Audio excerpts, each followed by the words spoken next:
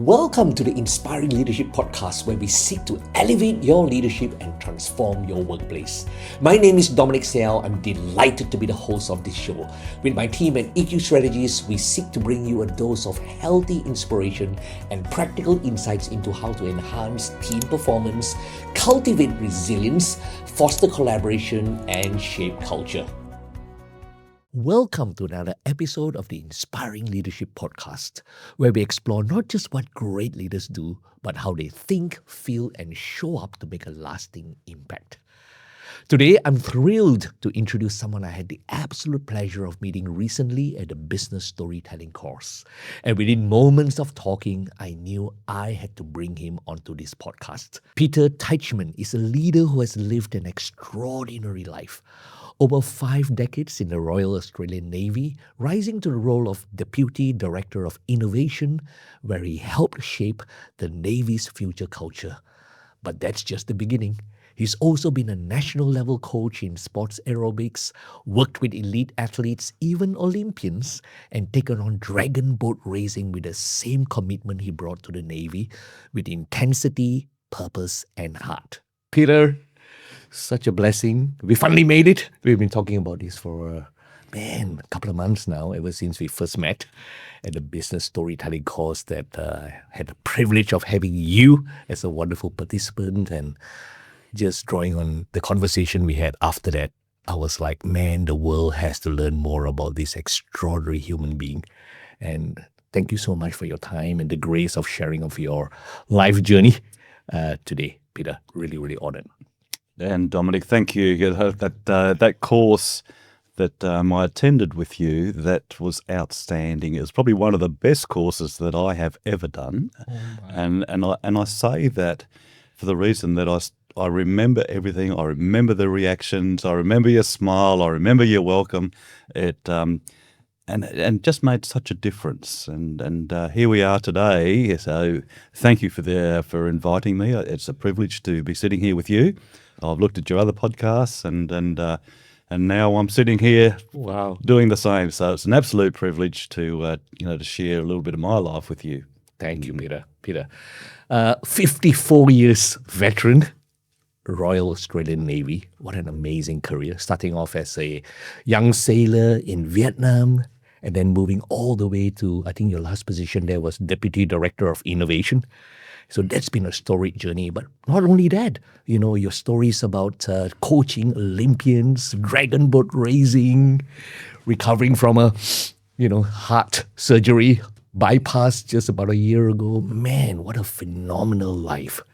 But you know what? Before you jump too far ahead of myself, just like to maybe have the audience learn a little bit more about your wonderful story. Take us back to the beginning, Peter. You've had 54 years in the Royal Australian Navy. How did it all begin? Joining the Navy was quite interesting. My parents, after they moved from the Nullarbor Plain,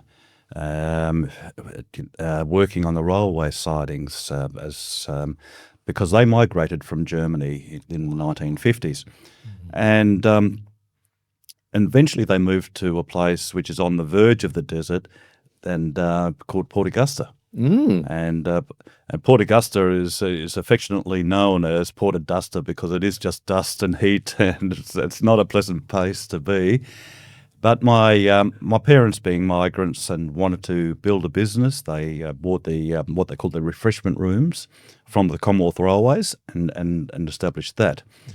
Now I would go and help on the GAN, which goes up to Alice Springs, and I'd put my little suit on and take a tray out and give people cups of tea and coffee and take their orders and so forth.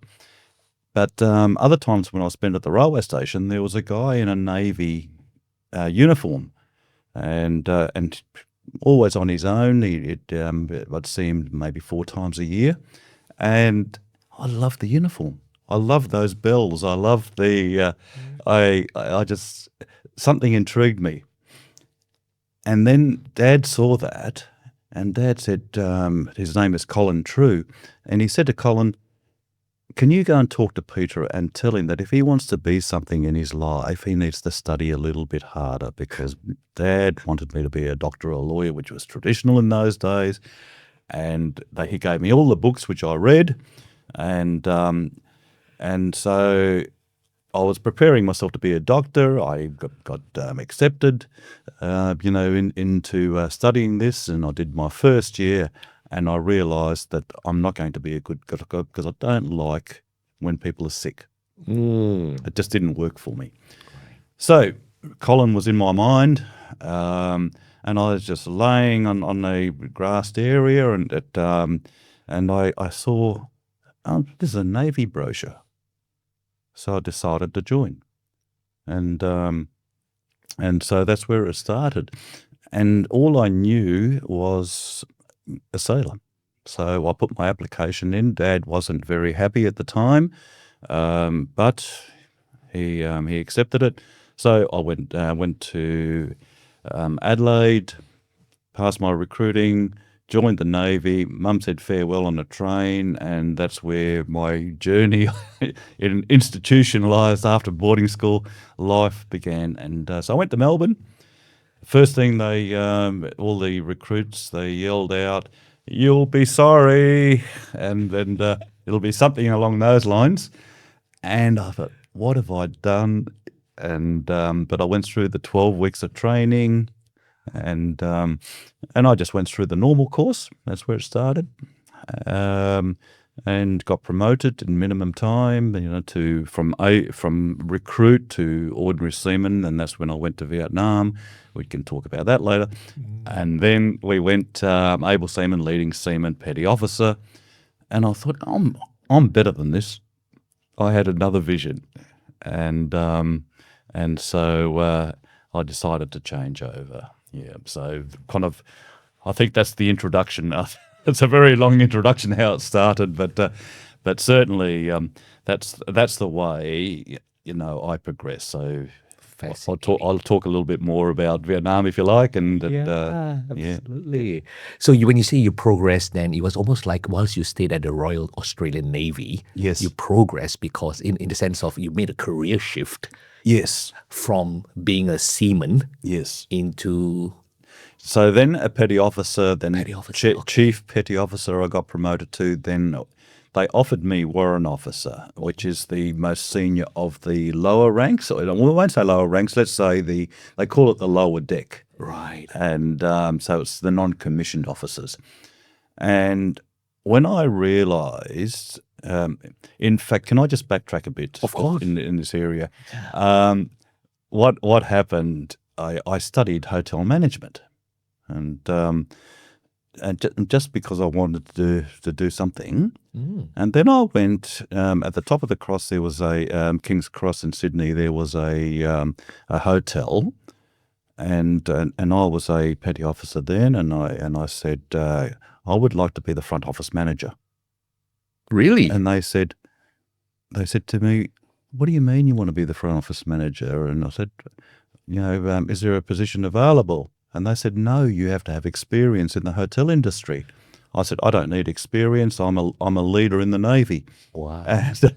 And they said, "You can't." He said, "What we'll do is, we'll give you some jobs in housekeeping and, see how you can progress in this area." And eventually they sent me a letter of offer. But at the same token, Navy sent me a letter of offer to do industrial engineering work study. And I chose that instead of the hotel. And so instead of the hotel, you took up industrial engineering and studied that in Albury, Wodonga, part of the University of New South Wales. And what happened from that is I decided to change over to an officer. Right. I thought I've got so much more to offer. And so I went through the normal procedures, selection procedures, and become a young officer. And the commander at the time, he said, and it sounds like I'm very arrogant, but I wasn't. It was just my nature that I had this vision. And but the commander who was in charge of the work study branch, which is industrial engineering or systems analysis these days, and he said, "Where do you see yourself in 5 years?" That typical question. And I said, "Oh, in your chair." Really? And I think he fell off backwards. Wow. And what happened? I got selected, did the study, and progressed through. In that particular branch, and that gave me a whole spectrum of experience. How to run businesses and how to improve productivity and so forth. Fascinating.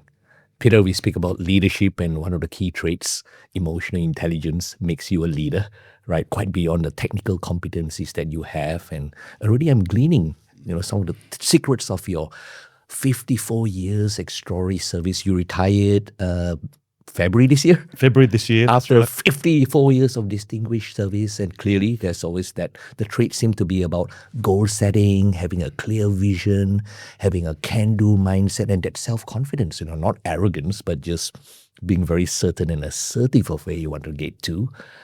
What shaped you? What would you say contributed to that trait? Was it drummed into you by your parents, by your teachers? What is it? Yeah, look, that's a good question. It's interesting to see, what really shaped me. My sister, more stepsister, she was 10 years older, so essentially I was an only child. Oh, okay. And because she had a boyfriend, and the last thing you want is a young 10-year-old junior following her in her footsteps. So really, I had to find my own life, and so I dreamt a lot. I think, I think that's what it was. I did a lot of walking alone. I dreamt, and with that dreaming, you see a goal, you see something, and so Navy, and funny enough, my father wanted me to join him on a trip to Western Australia by sea, take a ship from Adelaide to Perth. And I said, I am never going on a ship because I'm scared of the water, that might tip over. And ironically, I ended up joining the Navy and commanding a ship, so. But the what inspired me was, it was always trying to fit in. Being German, in my youth, you weren't accepted in the 50s because that was very close to the war. Going to boarding school, you have to fit in. You just have to fit in with people. And sport was one of the ways that people would like you. Being 14, 15 at boarding school, girls are very, very important to your life, and study isn't. Right. So I thought I have to become good at sport. Right. And so I practiced every night, and I made a goal. And so I was lucky enough to play Australian rules football, and got selected, like they have the Australian Football League today. Really? I was selected by a team called Sturt, so they selected all the A-grade players. Sturts or stunts? Sturt, not stunts. Not stunts. No, so wasn't there? I thought they would have suited you really well.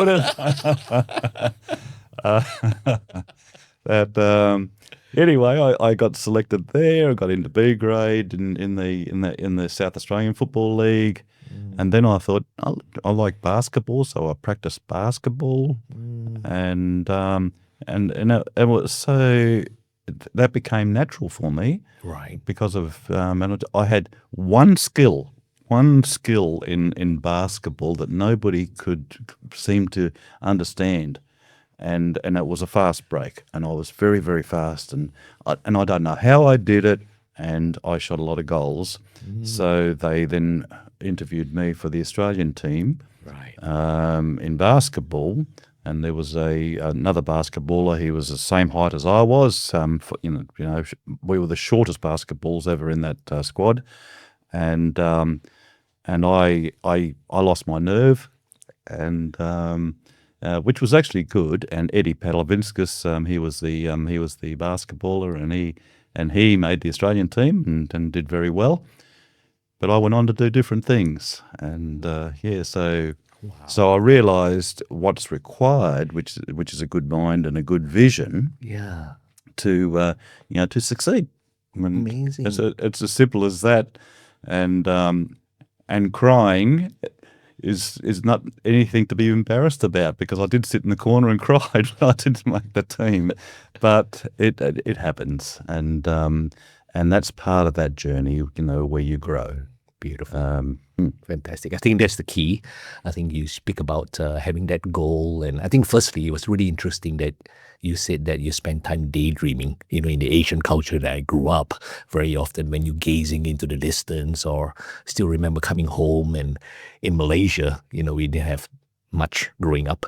And I still remember the times when I'm shirt off and I'm just lying on the floor because it's so hot and humid. Yes. On the cement floor, just to chill and just daydream. And very often my very loving parents would be like, "Hey, stop daydreaming, go do your homework." Yes, yes.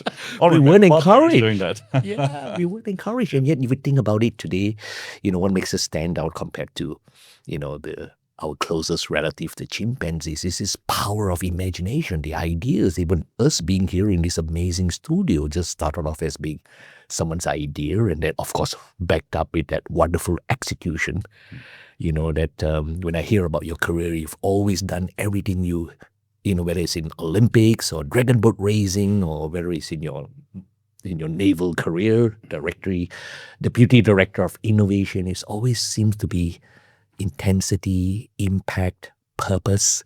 Those were the things that stood out. And yet, it starts off with cultivating, I think, what's innately in us. Have a dream and then make yourself responsible for fulfilling it, right? Being a person of impact. Although, it sounds like in your early days, due to perhaps a sense of loneliness, not having people around and wanting to stand out, which is normal, right? You felt like achieving the goal and being great at it would be a path to that. But in the process of it, you found gifts and talents and skills that you probably weren't even aware that you had. No. Yeah. And I'm still not aware of them all. And a wonderful trait. And it's one of the things that I cherish so much about you, because retired commander, retired deputy director of innovation, and you were one of my best participants at the workshop, just eager to learn, enthusiastic. And here I am meeting you at that time, not knowing what your background was, but always coming from that amazing humility, that desire to grow to be even better, regardless of what the station. No, thank you, Dominic. That's very kind. Absolutely fascinating. I'd like to unpack that a little bit. You're one of the few people that have come into my life that's got the amazing background that you have. Navy, 54 years, Vietnam veteran. How did it feel first time going out there to Vietnam as a young, would you call yourself a seaman at that time? I was, yes. I was the lowest rank that you could possibly be. Right. I don't think we understood what Vietnam was about. Back in the early 70s, if you were a low rank, you just did as you're told. You would never answer back to anybody. Very similar to growing up, I guess, in different cultures. And so there was excitement, but there was also that survival, inbuilt survival. Okay. So I don't think I even thought about, I'm in the middle of a war.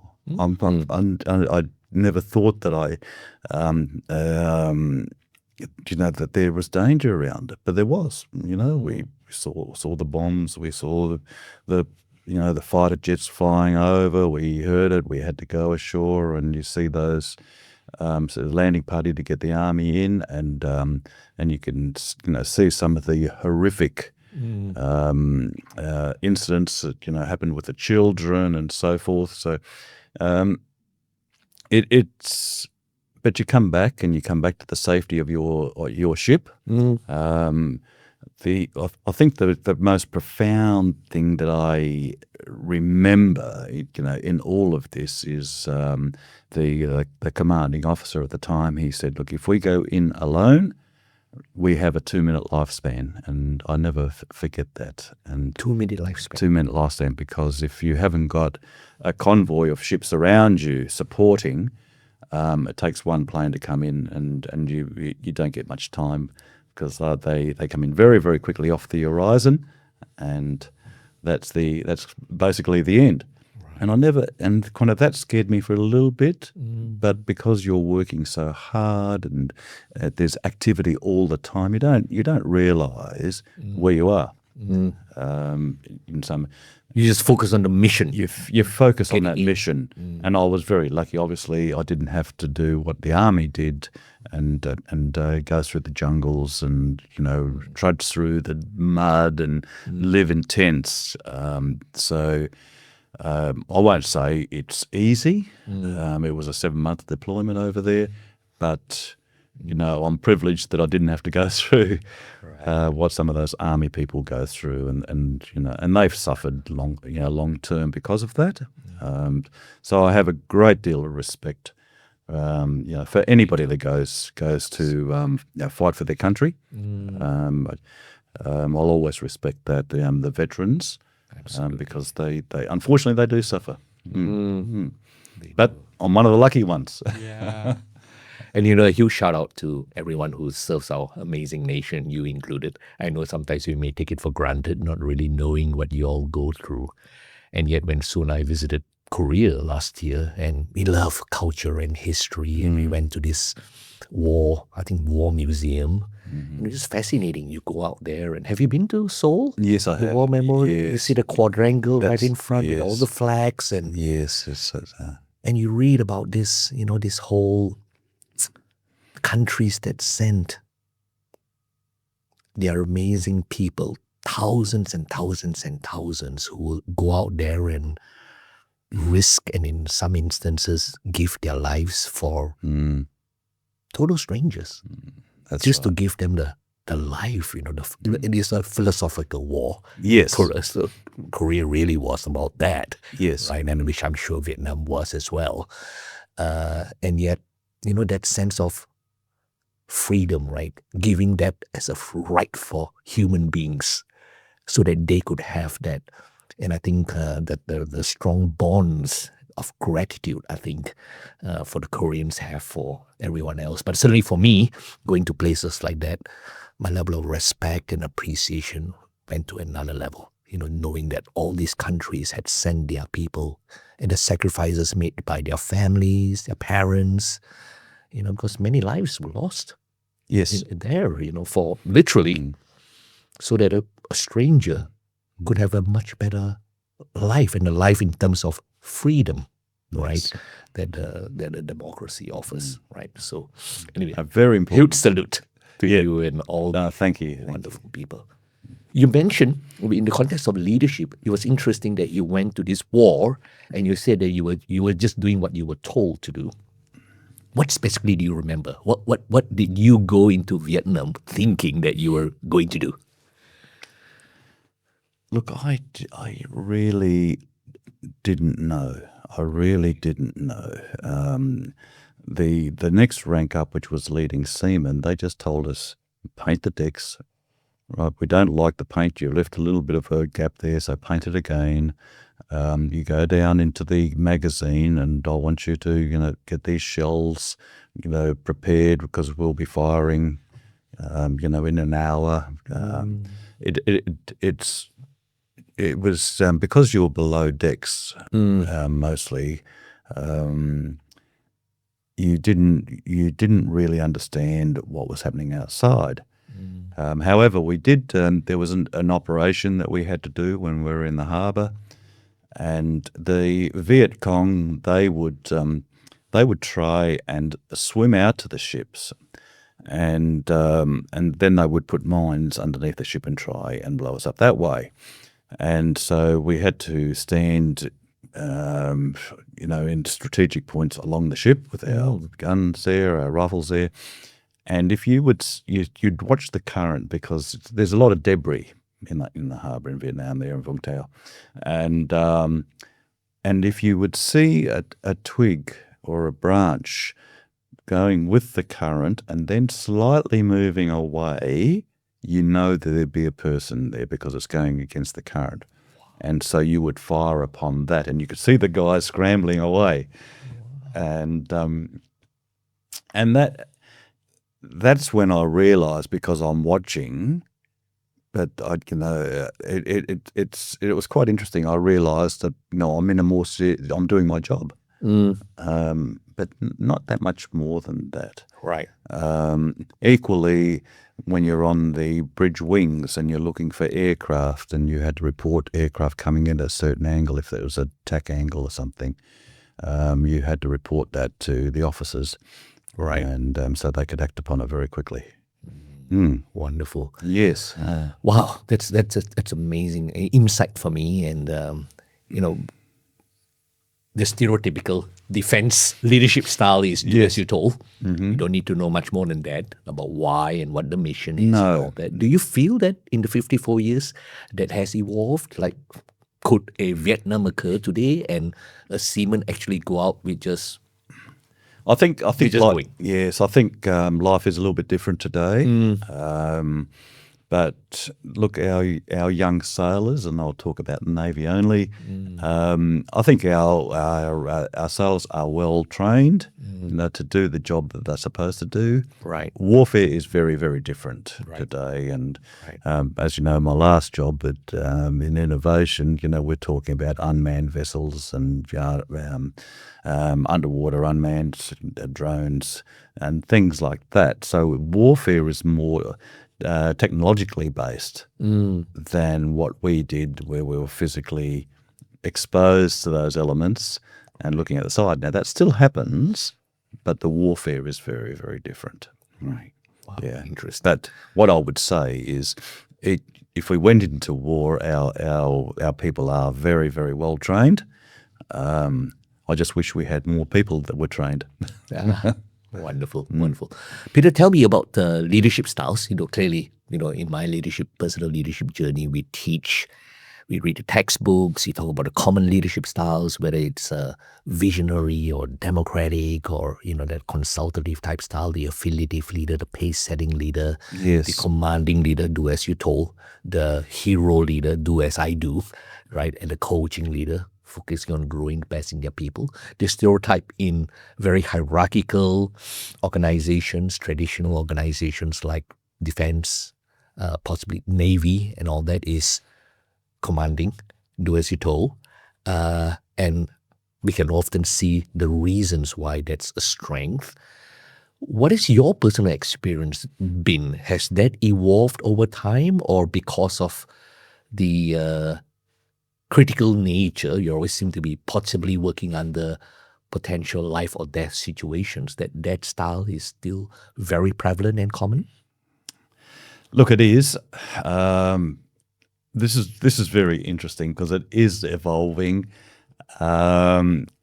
I'll talk a little bit about the Navy initially, and I'll talk about leadership and management. Yes. Because we do a lot of leadership training, and we talk about the autocratic and the democratic, the traditional such styles of leadership.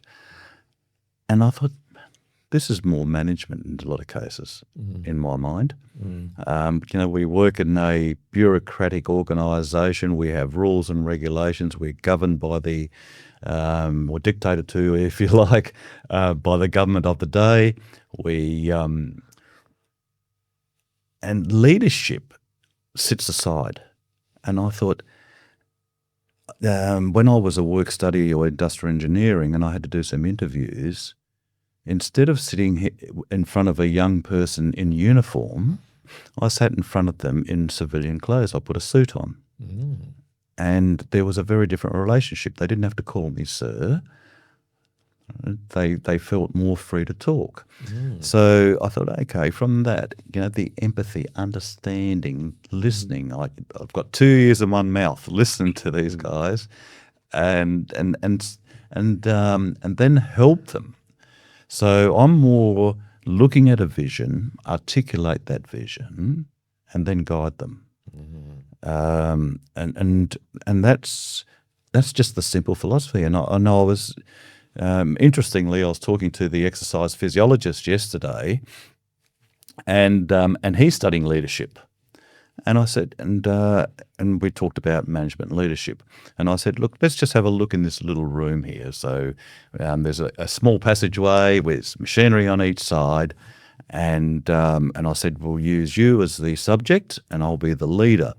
Now, on our left, we've got machinery, we've got some water there, and you can't swim. You're absolutely petrified of getting too close to the water. There's a watchdog at the end there that's going to be barking at you and may attack you. So you have all these obstacles around you, but I want you to reach that wall. And you're going to be scared. And I said, let's picture that. And he said, where are you going with this? And I said, okay, I'm going to, you can hold my hand and I'm going to show you, right, how we get through. All right, you'll be safe. You'll be safe with me and we will reach that wall. Wow. And I thought, and it just come to my mind just as after I finished my physiology session, and I thought, yeah, I drove in the car and I thought, yeah, that's leadership. That's leadership. Absolutely. Now I could have told him if I was managing him very, very differently, right? You take one step forward here, go left there, turn right there, and do that. Wow. But that fear is still there. Yeah. He still has that, and so I think that encapsulates what I've always believed. Beautiful. Empathy, trust. People have to trust me, and they do. And I think that's kind of been the area. I listen to them, I talk to them, I don't judge, and I try and show the path. And every team that I've had an open door. Come and talk to me. That is absolutely fabulous. Even the little things that you decide, right, is so intuitive of you, that people-centered leadership, helping bring out the very best in people. No doubts in my mind about why you became Olympian coach and helped train and elite athletes at the highest level. I don't think he considered me a leader. He considered me a hard taskmaster. Oh, really? Wonderful. But certainly I think that even the intuition of you dressing down in civilian clothes. Yes. That's, again, we all live with symbolism. And I know that many organizations, they still have some of the management as opposed to leadership. I think you use the term management, right? The autocratic, do as you're told, do as I do style of leadership.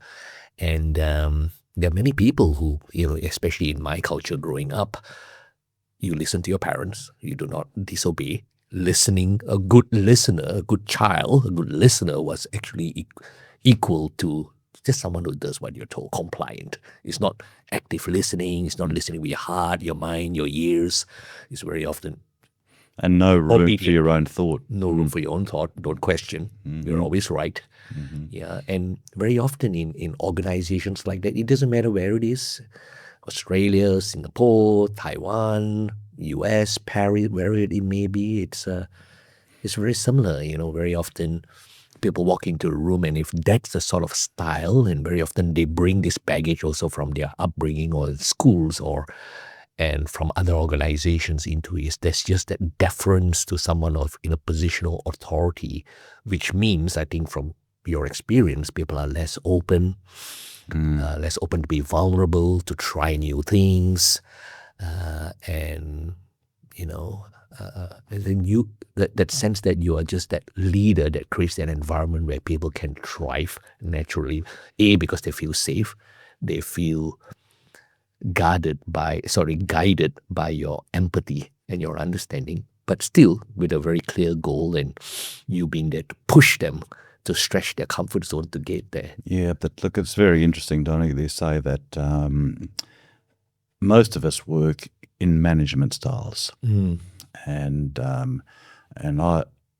would say that many people in senior management don't really understand what they want. They don't know what their goal is. And I've been talking to a friend of mine who runs a company called Augment, and he talks about this. If you don't know what your end goal is, how can you performance manage people? How can people trust you? How can anything like this happen? and that's what most of our bureaucratic and large organisations, that's how they operate. If we turned around and said, okay, we know what we want to achieve, and we're going to articulate that, and then we apply our own values. Now, I love the old Navy ones, which was honour, honesty, courage, integrity, and loyalty. And one that was missing was respect. They didn't have in there. Now, if you've got those values, the authenticity, if you have those good values and listen and work with people, then leadership just comes with it. That's how I see it. But if I tell somebody what to do, which I used to do with my daughter, clean your room, make sure you do this and that, and all I ever got, Dad, why are you so strict? Why do you have to be so pedantic? Why does everything have to be so perfect? I didn't understand. I thought that's just normal. But now that I'm older, I could have done it in a much nicer way. Thank you. Yeah. Thank you for sharing that. I think and when you speak about authenticity, I sense from your point of view that you're referring to, you talk about empathy, for instance. You talk about sounding corny, but caring for the people and what they feel and think. And I think that's what part of your values of what drives you. And for you to be authentic with that means that through your behaviors, you're actually more consultative. And at the same time, it sounds like you're always there to help bring out the best in the people, especially when they are probably more resistant to change. Yes. Yeah. Tell me about how do you do that? I know you've trained, elite athletes. And I know that we and I had a conversation about you training someone who was an aerobics. Aerobics, yes. Tell us a little about that. Lauren Farry. Yeah. Look, again, this is a very interesting little story. Lauren, she was at the AIS and preparing for the Olympics as a gymnast. Right. But her coaching wasn't. They didn't like her, and because she was too strict, and they couldn't get fed. So anyway, I was talking to her one day, and she said, "I'd like to try aerobics, and the sport of aerobics, not just the dancing. So it's a gymnastics aerobic type activity." And she said she'll try that. So I said, okay. And I think it was about 6 months later she approached me because she heard that I was coaching. And but she would never talk to me. And I said, if I told her to do something, she would do it. And but she couldn't do a one arm, one leg push-up. She just couldn't keep that balance for some reason. And it was an important part of the ritual. It was one of the skills that I wanted to teach her, and she just wouldn't do it. So I rang up the AIS, and they said no, she had some troubles in balancing on the beam and so forth and so forth. But she still wouldn't talk to me for 6 months. She never ever uttered a word. She just did as I was told.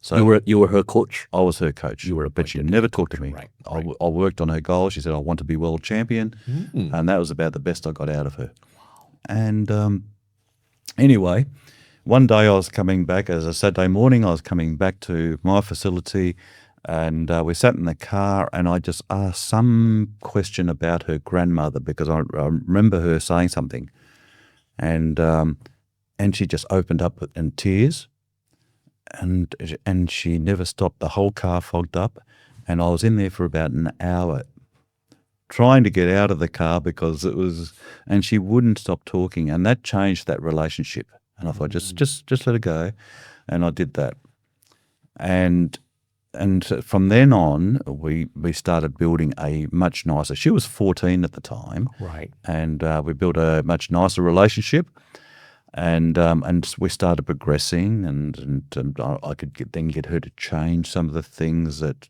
I didn't like, and what she liked. And then but she still wouldn't do this one arm, one leg push up properly. You know, it was just a little bit off balance. And so I thought, what can I do about this? And one day I just got annoyed with her, and I was sitting in my office and I had my glasses down like that, and I said, Lauren, if you're not going to listen to me, right, I'm not going to coach you anymore. Because her mastering that was essential if she was to realize world champion. It was. Okay, right. Well, that was one of the skills, you know, all the techniques and so forth. And I just got so annoyed. And I was looking down at a piece of paper, which I wasn't really doing. And I said, Lauren, training is over. And I said, I won't be training you anymore. And she was so upset. And she started walking out up the stairs, and she took a couple of steps and stopped. And she looked back, and I could see tears. I looked down at my paperwork and didn't acknowledge her. She walked a few more stairs and steps and looked back again. I ignored her. And then she got to the first stair to go up and out of my facility, and I looked at her. And she had tears coming down the side of her face, and I said, "Come back." And she come running back to me, gave me a big hug, and said, "I will try my best." And I thought, I don't know what happened, and it was just intuition. I didn't plan that; it just happened, and I think, you know, I was tough on her, but I think the empathy, you know, looking back at that, right. You know, indicating to her I really cared about her. I really wanted her to. And we went on and, five world championships. 5 world championships. Yes. Oh, my goodness. Yeah. So, look, What's her name? Lauren? Lauren Ferry. Ferry. Oh, yeah, my goodness. yeah. And she's a lovely, lovely girl. And so it's just one of those moments that work. Something that I don't plan. Brilliant. It just brilliant. happened. And these are the things that you look back on and say, okay, how do you treat people? And were you like a world champion aerobics athlete yourself? No, I was an athlete. Yes, athlete. I wasn't in aerobics. People selected, or like I was given the title of a national coaching director. So I went to a lot of world championships. But they selected me because I was safe. And a lot of people, they pushed the body to the limit, and I progressed the body to the limit, and which is a little bit different. And some people were very critical of me because they thought, you know, we've got to move, you've got to be tough with these guys. And I said, no, I don't. I need to develop them. And so they said, you're taking too long. And I said, okay. You can criticize me, I will do it. We'll see what the results are. And so there's always criticism because somebody wants to be, you know, better and get the acknowledgement. And I said no. And so we got through, and Amazing. So you know, we had a few success stories, not only with Lauren but some of the other athletes that we worked together with and set up a school. And oh my goodness. And I was adamant that those schools, we had one in San Diego, one in Western Australia, one in Tasmania, and one in Sydney. And you could come from San Diego and go to the school here, and you do the same program. So I had everything synchronized, you know, so you could be training anywhere. So that was good. Love that story, Peter. Yeah. I think you deserve one of the. Thank you. We talk about 2 contrasting styles. I mean, the 6 leadership styles. One is the commanding, so bark at them, do as you're told, fast, speed, if not, whatever. And you have embraced, you know, what in the books say is a coaching style. You know, one is about getting a result. The other one is, yes, getting a result, but focus first on growing the people. Yes. But growing the people is not just about, you know, giving them the technical skills, but very importantly, it sounds like you really focus on the psychology, the drive, overcoming the inner fears, whatever Lauren had about doing that procedure. She would probably have had some fears or negative experiences or pain associated with that activity. But your ability to help her overcome that through being tough, being courageously tough love, if Tough you like. love, yes. But always for her. And those little moments that you say you spend time in the car with her was all about building that trust, building that rapport, earning that trust, so that when you had that tough love, which is as important part of loving your people, the tough love is equally important, holding them up to their highest potential. They could respond to that, even though it might have been safer for them to disobey or not follow, because they knew where you were coming from. It's for their betterment. Yeah, that's a tremendous anecdote. Thank you so much for sharing that. So looking back at your wonderful leadership journey, if you will look at leaders working under high pressure situations, what would you say you've observed as key traits of what would you would consider someone a leader others would willingly follow? I don't think too many people are going to like this, but working in a bureaucratic organisation, we have to follow procedure, and I don't always resonate with the procedure.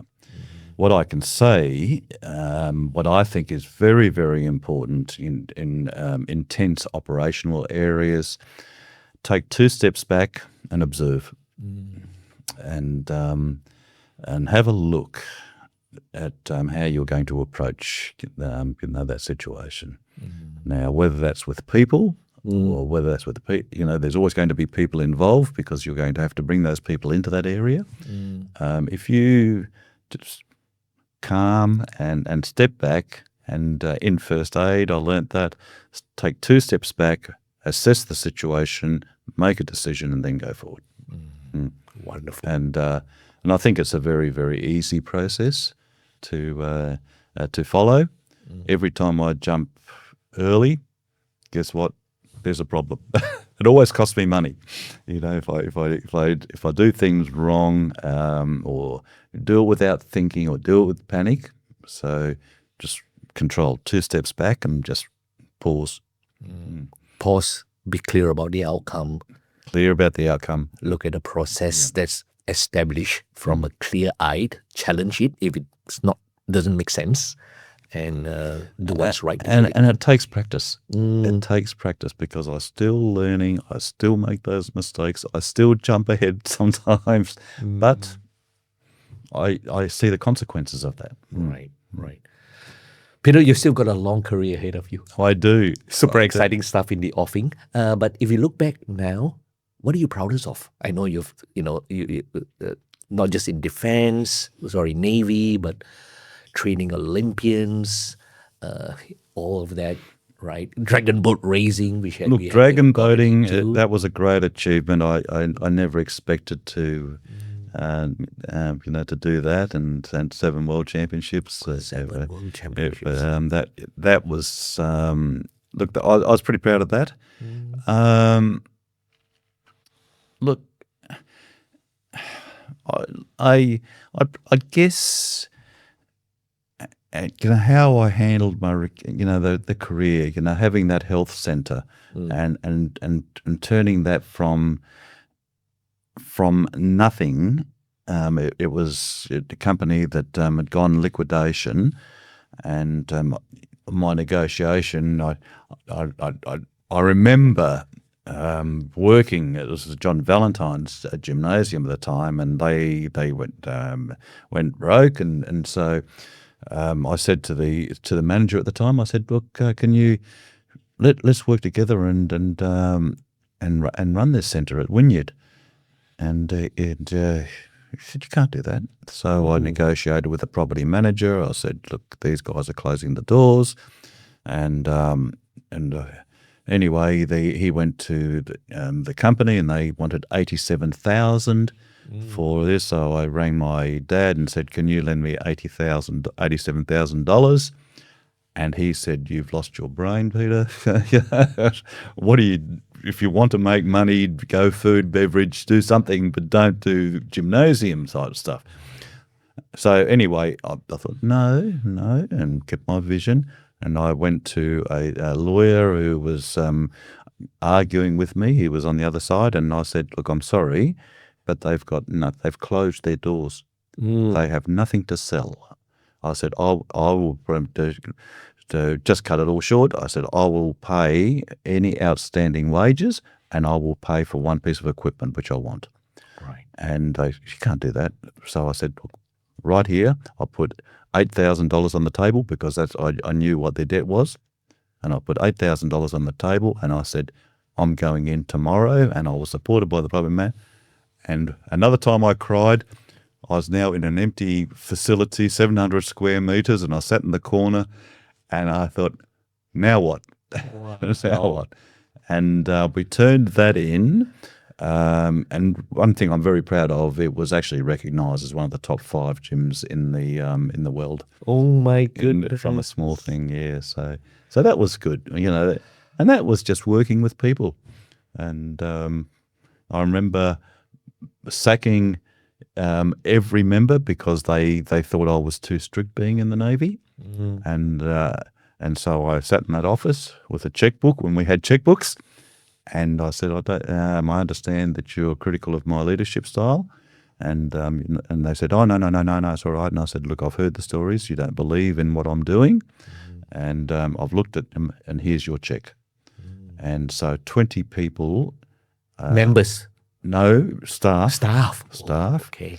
I kept 2.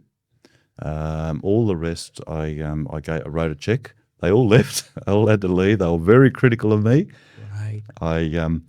I got one girl over to become a coordinator in fitness from Adelaide. Right. She's now very, very well known, and Amanda Leasing, writing books on female and women, having a position in kind of asking what they're really worth.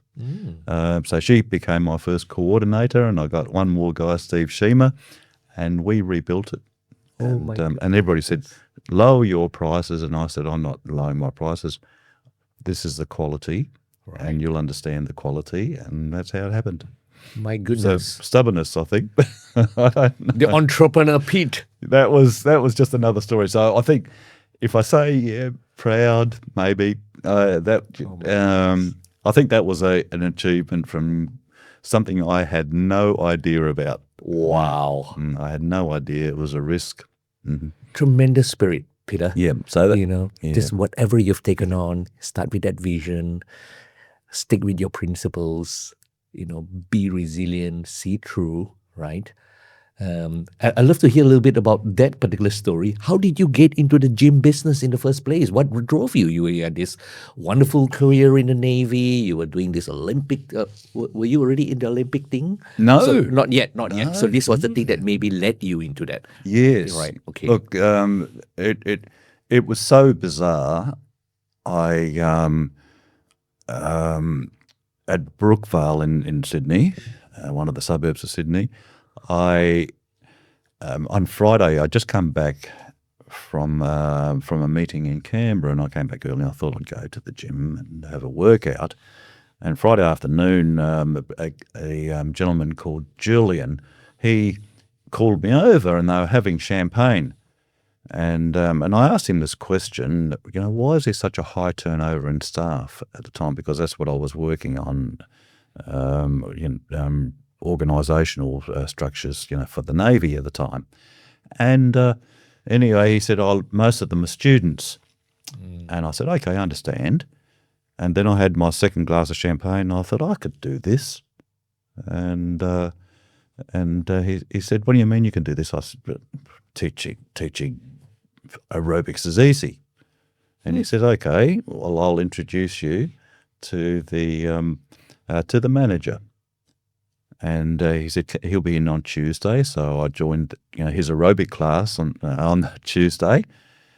And I didn't even know the person at the front was the manager. And all I knew was the manager was named Stephen. And he said, can you see that guy at the back there in a blue T-shirt? And they all looked around and they said, I want you to follow him. His name is Peter. And I think I just had a faint heart attack. And I thought, what do I do? That was a glass of champagne that made me say that wasn't reality. You were just thrown in the deep end. And yeah. Oh my. So I thought, what? And I went back to what I learnt in the Navy and football and sport. So I said, just follow me, guys. And I took them down to Brookvale Oval, which is, the football oval. I took them down there and we run around the oval, and each end we did drop down and did some push-ups and we did some sit-ups because that's all I knew. I knew nothing about stretching. I sprinted them back. I yelled at them because that's all I knew from the Navy. And we took them back to the gymnasium and I said, that's all I know. And they all went clap, clap, clap. And I thought, okay, that was it. Wow. And Stephen said, can you work for a younger person? Was my interview question. And he said, yes. And I said, all right. So he gave me a uniform and I studied and I learned, and I studied exercise physiology and learnt all about the body and learnt all about stretching and what works and biomechanics and life went on from there. Yeah. You're an absolute model of a growth mindset, Peter. Just taking on a challenge because you feel you can do it. Yeah, I think you feel it. Oh, you my feel goodness. it, and that's And that little decision in that moment, under the influence of wine, yes. subsequently you train a world champion in aerobics. Oh my goodness. Yes. Man, you are such a And extraordinary. yeah, Oh my goodness. well, I appreciate you saying that, but I think I'm Pete. I know. That humble Pete who, unless I had asked you questions, would not have known this absolute extraordinariness in you. I think that we are all born extraordinary. But yeah. interesting.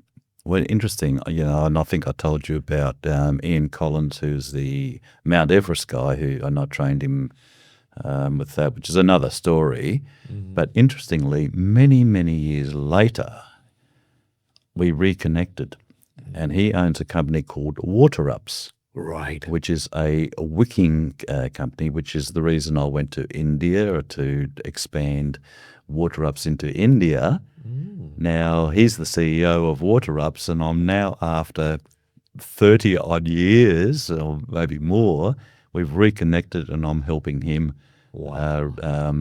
expand that business into a new country. So there's another challenge. So Super excited for you. So I've got two things. Podcasts and Water Ups. Yeah, absolutely wonderful. And here you are, retired in February. You're doing courses. You're training yourself. Always with a growth mindset. You're helping your friend, who you develop a relationship with through training him for Everest. Yeah. And now Water Ups is a business. You've just come back from India, helping be an ambassador, right, across that wonderful country. There's so much I'd love to unpack about that, but I think the key message here is you're just this extraordinary model of, we speak about not just lifespan, I think the context of life and in our career, you seem to have such an amazing joy span, truly enjoying what you're doing. And I think one of the traits clearly is growing, giving, today connecting, and just tremendous resilience and adaptability. All throughout. And you being able to infuse that onto others is what, in my humble opinion, makes you a tremendous leader. And I can see why you've achieved all the results you've achieved, because But I learn from people like you. I learn from other leaders, so that's all what I'm very grateful for. Thank you. We must do another episode, Peter. I think so. And, there's so much more that I'd love to unpack. And yet, perhaps if there was something that you'd like to leave to the audience today that embodies the essence of leadership, someone who's an aspiring leader, emerging leader today, what would you like to say to them?